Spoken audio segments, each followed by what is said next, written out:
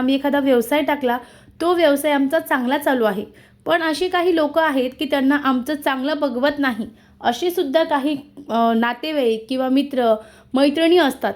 मग ते जर तुमच्या घराला किंवा तुमच्या बिझनेसला नजर लागली असेल, तो नजर दोष निघतच नसेल, तुम्ही अनेक उपाय केले, अहो मंडळी, मग सोमवती अमावस्येला हा उपाय करणं अतिशय उत्तम आहे.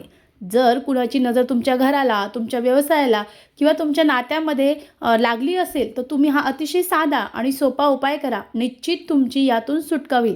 काय करायचं मंडळी, आपल्या जिथे भाजी मार्केट आहे तिथे जायचं आहे आणि तिथून कोहळ नावाचं जे फळ असतं, ते फळ आपल्याला आणायचं आहे. हिरव्या रंगाचं असतं.